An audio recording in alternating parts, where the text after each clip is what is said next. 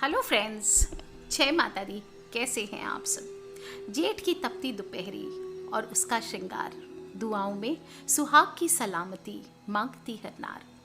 दोस्तों, जेठ माह की अमावस्या है, बहुत ही खास अमावस्या है।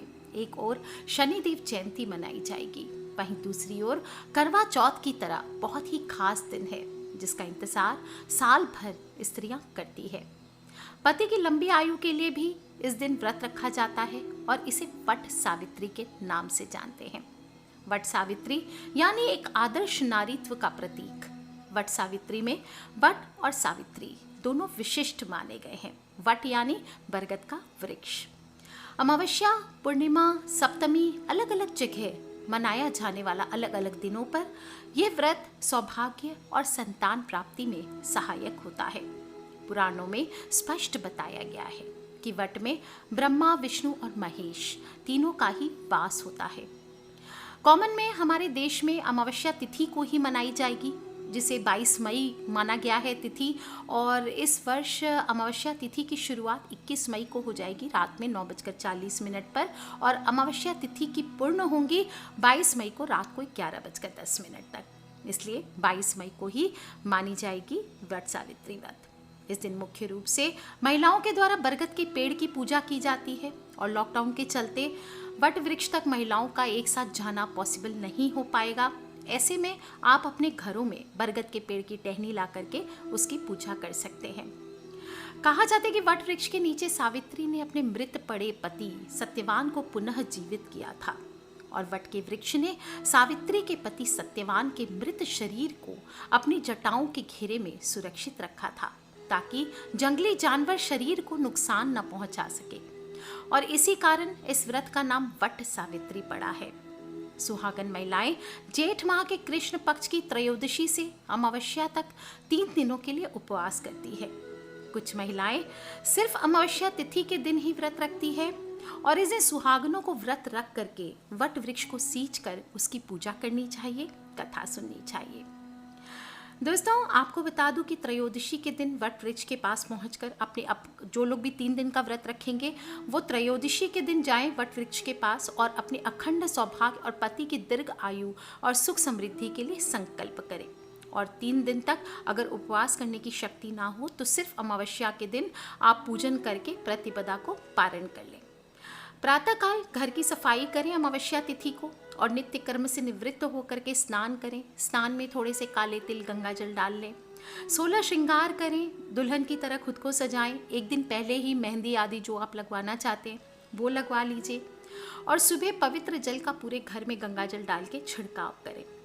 एक बांस की टोकरी ले लीजिए, उसमें सप्त धान्य और ऊपर ब्रह्मा और ब्रह्म सावित्री तथा दूसरी टोकरी में सत्यवान सावित्री की प्रतिमा स्थापित की जाती है। नहीं कर सकते तो 2-2 मूर्तियां आप मिट्टी, तुलसी के गमले से मिट्टी ले लीजिए, उससे बना लीजिए। इस दिन यम का भी पूजन करना चाहिए, और पूजन के अनंतर स्त्रियां वट की पूजा करती है और मूल को जल से सींचती है। मूल यानी बरगद के जड़ को जल से सींचती है। थाली सजा लें। थाली में गुड़, भीगे हुए चने, आटे से बनी मिठाई, 5 प्रकार के फल मिठाई ले लिए जाते हैं। पान का पत्ता, धूप, दीप और कुमकुम, रोली, मोली, घी का दिया, 1 लोटे में जल ले लीजिए और 1 हाथ पंखा लिया जाता है। इसके बाद बरगद के पेड़ के नीचे बैठ जाते हैं, धूप दीप जलाते हैं, जल चढ़ाते हैं और फिर परिक्रमा करते हैं। कच्चे धागे से या मोली को 7 बार लपेटें, 11 बार, 51 बार, 21 बार, 108 बार, जितनी आपकी इच्छा हो। 108 बार या यथाशक्ति आप कलावा लपेटते रहें और नमो वैवस्वताय, क्या बोलेंगे? नमो वैवस्वताय। इस प्रकार से वट वृक्ष की बोलते हुए आपको प्रदक्षिणा करनी चाहिए। बोले, अवैधव्यम च सौभाग्यम देहि त्वम मम सुव्रते, पुत्रान पौत्रांश सौख्यम च गृहाणा अर्घ्यम नमोस्तुते। इस प्रकार से इस मंत्र से सावित्री माँ को फिर अर्घ्य देना चाहिए। फिर बड़ के पत्तों का गहना बना ले और उसे पहन ले अपने कानों में। बड़ के पत्तों का गहना कैसे बनाएंगे? छोटे छोटे बड़ के पत्ते तोड़ करके कलावे से लपेटकर अपने कानों में, गले में, चेन में, बालों में, सब जगह चूड़ियों में आप बांध लेते हैं। फिर वट सावित्री की कथा सुनकर भीगे हुए चनों पे पैसे रख लें और फिर सासू माँ का चरण स्पर्श करके बायना दें। यदि सासू माँ वहाँ नहीं हो तो बायना उन तक पहुँचाने की व्यवस्था नहीं करनी चाहिए, और नहीं तो किसी माँ समान, सासू समान स्त्री को आपको दे करके आशीर्वाद लेना चाहिए। सौभाग्य या सुहाग पिटारी आप करते हैं तो वो भी आप कर सकते हैं। सिंदूर, दर्पण, मोली, काजल, मेहंदी, चूड़ी, माथे की बिंदी, हिंगुल, साड़ी, जो भी आभूषण आप देना चाहते हैं, ये सभी चीज़ें एक बांस की टोकरी में या ट्रे में सजाकर रखी जाती है और फिर पूजा समाप्ति पर बायने के तौर पे या तो सासू माँ को या किसी ब्राह्मण या वैसी कोई स्त्री जिनको आप देना चाहें सुहागन को, ये सभी चीज़ें रखकर दान की जाती है। प्रसाद के रूप में गुड़ चना रहता है, वो बांटा जाता है। वट सावित्री व्रत दूसरे व्रतों से थोड़ा सा अलग होता है। इस दिन पूरा व्रत रखने की ज़रूरत नहीं होती है। बात होती है कि आप क्या खाएं पिएं इस दिन। तो आपको बता दूं कि पूजा में जिन चीज़ों को चढ़ाया जाता है उसी को ग्रहण करके व्रत खोला जाता है। इस दिन कई लोग मीठे पुए बनाते हैं, पूरियाँ बनाई जाती है, पहले ही बना लेते हैं। गुलगुले, जो मीठे गुलगुले होते हैं, गुड़ और आटे से पकौड़ियाँ बनाई जाती है। आटे को पानी, चीनी और मेवों के साथ अच्छी तरह से घोलकर अच्छे से गाढ़ा घोल तैयार करते हैं और छोटी छोटी पकौड़ियाँ बनाते हैं। यही सब चीज़ें बरगद के नीचे चढ़ाई जाती है। काले चने, आम का मुरब्बा, खरबूजा, ये भी प्रसाद के तौर पर चढ़ाया जाता है। जब पूजा हो जाती है उसके बाद जो चने होते हैं वो सीधा निगलते हैं। इस दिन चने मोट को, आप जो भी चना मोट भिगाएंगे उसको सीधा निगलते हैं। इस दिन चबा करके प्रसाद के तौर पे आपको नहीं लेना चाहिए। बाद में जो भी चना होता है बचा हुआ, उसकी सब्जी बनाकर आपको खानी चाहिए। आम का मुरब्बा बनाएं। इस प्रकार से खरबूजे का मौसम है तो खरबूजा चढ़ता भी है और खरबूजा आदि आप खा सकते हैं। वट वृक्ष को शिव जी के रूप के साथ साथ भगवान विष्णु का भी अवतार माना गया है। इसलिए इस दिन अगर आप अपने पति की लंबी उम्र और सुखद वैवाहिक जीवन की कामना करते हुए इस दिन पूजन करते हैं तो माना जाता है शिव और विष्णु, ब्रह्मा विष्णु महेश तीनों का आशीर्वाद आपको मिलता है। इस दिन जो लोग भी विशेष उपाय करना चाहते हैं, बता दूं खासकर जो कन्याएं जिनकी शादियां नहीं हो रही है वो आज के दिन बरगद के पेड़ पर कच्चा दूध चढ़ाएं और गीली मिट्टी से लेकर के वो माथे पर अपना टीका लगाना चाहिए। जिन लोगों की कुंडली में पितृ दोष है या पितृ, आपको लगता है कि आपके घर में दुर्भाग्य ज़्यादा है, तो इस दिन पितृ बाधा निवारण के लिए नदी किनारे या किसी धर्म स्थल पर आपको पीपल या बरगद का पेड़ लगाना चाहिए और रोजाना थोड़े दिन जैसे जैसे पेड़ बड़ा होने लगता है तब तक संभल के वो खड़ा ना हो जाए तब तक उसे जल से सींचते रहें। इससे आप देखेंगे घर में खुशियाँ आने लगेगी। विधि विधान से इस प्रकार पूजन करने के बाद सती सावित्री की कथा सुननी है और कहा जाता है कि इस कथा को सुनने से सौभाग्यवती महिलाओं को अखंड सौभाग्य की प्राप्ति होती है। आगे मैं कथा कह देती हूँ, जो लोग भी सुनना चाहते हैं ध्यान से सुने। बोलिए यमराज की जय, सावित्री सत्यवान की जय। सावित्री हमारे भारतीय संस्कृति में महान ऐतिहासिक चरित्र हुई थी। सावित्री का जन्म विशिष्ट परिस्थितियों में हुआ। कहते हैं कि मद्र देश में अश्वपति नाम का एक सच्चा ईमानदार राजा था। उसके कोई संतान नहीं थी। संतान न होने से परेशान राजा ने ऋषि मुनियों के कहने पर कई वर्षों तक कठोर तप किया और तब से प्रसन्न होकर माता सावित्री ने राजा को एक तेजस्वी कन्या का वरदान दिया। सावित्री देवी की कृपा से जन्म लेने की वजह से कन्या का नाम सावित्री ही रखा गया और राजकुमारी सावित्री जन्म से ही तेजस्वी थी, सभी गुणों में संपन्न थी। सावित्री जैसे जैसे बड़ी हुई तो उनके पिता को योग्य वर न मिलने की वजह से काफ़ी दुख होने लगा। उन्होंने मंत्री के साथ उन्हें वर चुनने के लिए भेजा और सावित्री वर की तलाश में तपोवन में भटकने लगी। वन में साल्व देश के राजा ध्युमत सेन रहते थे क्योंकि उनका राजपाट किसी ने छीन लिया था। उनके पुत्र सत्यवान को देखकर सावित्री ने पति के रूप में उनका वरण किया और इधर जब ये बात ऋषिराज नारद को ज्ञात हुई तो वे अश्वपति से जाकर कहने लगे, आपकी कन्या ने वर खोजने में भारी भूल की है। सत्यवान गुणवान तथा धर्मात्मा है, परंतु अल्प आयु है और 1 वर्ष के बाद ही उसकी मृत्यु हो जाएगी। नारद जी के वचन सुनकर राजा अश्वपति का चेहरा विवर्ण हो गया। वृथा न हुई देव ऋषि बानी, ऐसा विचार करके उन्होंने अपनी पुत्री को समझाया कि ऐसे अल्प आयु व्यक्ति के साथ विवाह करना उचित नहीं है, इसलिए कोई अन्य वर चुन लो। इस पर सावित्री अपने पिता से कहती कि हे पिताजी, आर्य कन्याएं अपना पति एक ही बार वरण करती हैं और कन्यादान भी एक ही बार किया जाता है। अब चाहे जो हो, मैं सत्यवान को ही वर रूप में स्वीकार कर चुकी हूँ। इस बात को सुन दोनों का विधि विधान के साथ पानी ग्रहण संस्कार कर दिया गया और सावित्री अपने ससुराल पहुँचते ही सास ससुर की सेवा में रत हो गई। समय बदला। नारद का वचन सावित्री को दिन प्रतिदिन अधीर करने लगा। जब उसने जाना कि पति की मृत्यु का दिन नजदीक आ गया है, तब 3 दिन पूर्व से ही उपवास शुरू कर दिया। नारद द्वारा कथित निश्चित तिथि पर पितरों का पूजन किया गया और नित्य की भांति उस दिन भी सत्यवान अपने समय पर लकड़ी काटने के लिए चला गया। तो सावित्री भी सास ससुर की आज्ञा से अपने पति के पीछे पीछे जंगल चलने के लिए तैयार हो गई।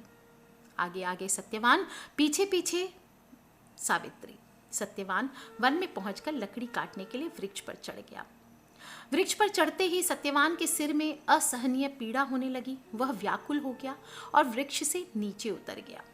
सावित्री अपना भविष्य समझ गई और अपनी गोद का सिरहाना बनाकर अपने पति को लिटा लिया। उसी समय दक्षिण दिशा से अत्यंत प्रभावशाली महिषारूढ़ यमराज को आते देखा। जब यमराज सत्यवान के प्राण लेकर जाने लगे तब सावित्री भी उनके पीछे पीछे चलने लगी, बिलखने लगी, रोने लगी। सावित्री पीछे पीछे चली जा रही थी, यमराज आगे आगे। यमराज ने काफी समझाया, कहा देवी विद्यावान समझो, विधि का नियम यही है। लेकिन उनकी निष्ठा और पतिव्रत धर्म को देखकर यमराज प्रसन्न हो गए। वरदान मांगने को कहा। सावित्री कहती है, मेरे सास ससुर वनवासी हैं, अंधे हैं, उन्हें आप दिव्य ज्योति प्रदान करें। यमराज ने कहा, ऐसा ही होगा, अब तुम लौट जाओ। यमराज की बात सुनकर उसने कहा, भगवान मुझे अपने पति देव के पीछे पीछे चलने में कोई परेशानी नहीं है, पति के पीछे चलना मेरा कर्तव्य है। यह सुनकर उन्होंने फिर से एक बार और वर मांगने के लिए कहा। सावित्री बोली, हमारे ससुर का राज्यपाट सब छिन गया है, उन्हें वो पुनः प्राप्त कर सके, साथ ही धर्म परायण बने रहे, ऐसा आप वर दीजिए। यमराज ने कहा, ठीक है, और वर देकर कहा कि अच्छा अब तुम लौट जाओ, परंतु वह न मानी। यमराज आगे आगे, पीछे पीछे सावित्री फिर चलने लगी। यमराज ने कहा, जो मांगना है मांगो, पति के प्राणों के अलावा जो चाहे मांग लो और लौट जाओ। पर इस बार सावित्री ने अपने को सत्यवान के 100 पुत्रों की मां बनने का वरदान मांगा। यमराज ने फिर परेशान होकर तथास्तु कहा और फिर आगे आगे चल दिए। सावित्री फिर उनके पीछे पीछे चलने लगी और इस बार उनके इस कृत्य से यमराज नाराज हो गए। और यमराज को क्रोधित देखकर सावित्री उनसे नमन करते हुए कहती है कि आपने मुझे 100 पुत्र की मां बनने का आशीर्वाद तो दे दिया, लेकिन बिना पति के मैं मां किस प्रकार बनूंगी। इसलिए आप अपने तीसरे वरदान को पूरा करने के लिए आपने जो कहा है वो पूरा करें। इस पर सावित्री के पतिव्रत धर्म की बात जानकर यमराज ने भी हार मान ली और सत्यवान के प्राण को अपने पास से मुक्त कर दिया। और सावित्री सत्यवान के प्राणों को लेकर वट वृक्ष के नीचे पहुंची। सत्यवान वहां जीवित होकर उठ बैठे और दोनों हर्षित होकर अपने राजधानी की ओर चल पड़े। वहां पहुंचकर उन्होंने देखा कि उनके माता पिता को दिव्य ज्योति प्रदान हुई है। देखा कि वो देख सकते हैं, उनका खोया हुआ राजपाट भी सत्यवान को मिल गया और इस प्रकार सावित्री सत्यवान चिरकाल तक राज्य सुख भोगते रहे। 100 पुत्रों की मां बन चिरकाल तक आनंद भोगा। वट सावित्री व्रत करने से और इस कथा को सुनने से उपासक को वैवाहिक जीवन हो, जीवन साथी की आयु हो, किसी भी प्रकार का कोई संकट आता भी है तो टल जाता है। इस प्रकार कथा यहीं संपूर्ण होती है। सभी को वट सावित्री व्रत सभी सुहागनों को जरूर करना चाहिए और वट पूजा तो सभी को करनी चाहिए, चाहे पुरुष हो या स्त्री, क्योंकि इसमें धार्मिक, वैज्ञानिक और व्यवहारिक पहलू है। वट वृक्ष को ज्ञान और निर्माण का प्रतीक माना गया है और भगवान बुद्ध को भी इसी वृक्ष के नीचे ज्ञान की प्राप्ति हुई थी। विशाल वृक्ष है जो पर्यावरण की दृष्टि से भी प्रमुख वृक्ष है, क्योंकि इस पर अनेक जीव और पक्षियों का जीवन निर्भर करता है। इसकी हवा को शुद्ध करने और मानव की आवश्यकताओं की पूर्ति में भी अहम भूमिका होती है, इसलिए इसका पूजन जरूर करना चाहिए। इस व्रत के व्यवहारिक और वैज्ञानिक पहलू पर गौर करें तो इस व्रत की सार्थकता जरूर दिखाई देती है। आप सभी को वट सावित्री व्रत की हार्दिक शुभकामनाएं। शनि जयंती के बारे में आगे दूसरे वीडियो में बात करूंगी। आज के लिए इतना ही। खिलखिलाते रहें, मुस्कुराते रहें, अपने फ्रेंड्स, फैमिली, मम्मी पापा, भाई बहन, बच्चे सभी लोगों से इसे शेयर जरूर करें। Take care friends, love you all, जय माता दी। किसी भी प्रकार के क्वेश्चन हो प्लीज़ मुझे वीडियो के नीचे लिख के ज़रूर पूछ लें। और हाँ दोस्तों, सब्सक्राइब करके रखें ताकि आने वाली वीडियो से आप और मैं कनेक्टेड रह सकें। Love you all, take care, जय माता दी, बम बम भोलेनाथ की।